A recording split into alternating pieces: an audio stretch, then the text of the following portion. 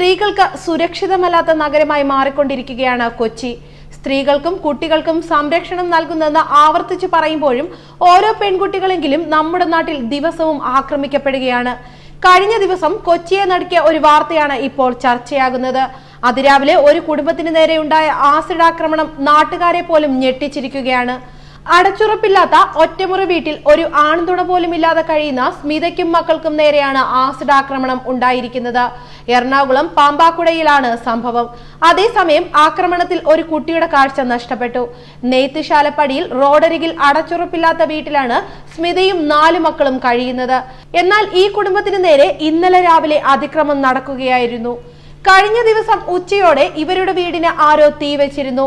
ഈ സമയം സ്മിതയും കുട്ടികളും സ്ഥലത്തില്ലാതിരുന്നതിനാൽ വൻ ദുരന്തം ഒഴിവായി. എന്നാൽ വീട്ടുപകരണങ്ങൾ കത്തി നശിച്ചു. തുടർന്ന് കത്തി നശിച്ച ഉപകരണങ്ങളെല്ലാം വെളിയിലാക്കിയതിനു ശേഷം വളരെ സങ്കടത്തോടെ ബെഡ്ഷീറ്റ് വിരിച്ച് അവർ കിടന്നുറങ്ങി. വെളുപ്പിനെ 3 മണിയോടെ എന്തോ വെള്ളം ജനലിലൂടെ എല്ലാവരുടെയും ശരീരത്തിൽ വീഴുകയും ഞെട്ടിയുണർന്ന് പുറത്തിറങ്ങുകയും ചെയ്തു. അപ്പോഴാണ് ആസിഡാണ് മുഖത്ത് വീണതെന്ന് അവർ മനസ്സിലാക്കിയത്.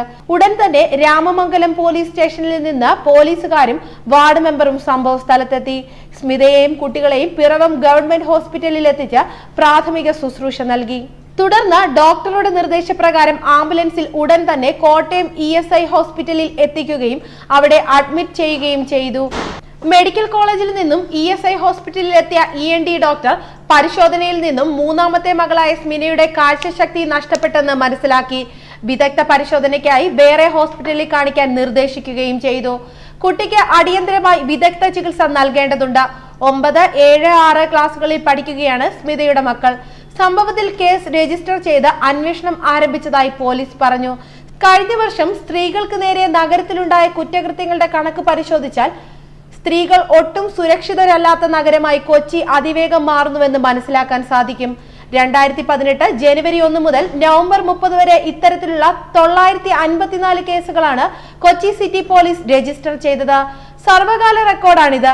ഡിസംബറിലെ കണക്ക് കൂടി വരുമ്പോൾ എണ്ണത്തിൽ വീണ്ടും വർധനവുണ്ടാകും. 2017 സ്ത്രീകൾക്ക് നേരെയുള്ള കുറ്റകൃത്യങ്ങളുടെ എണ്ണം 663 ആയിരുന്നു. 2012 384 കേസുകളെ ഉണ്ടായിരുന്നുള്ളൂ.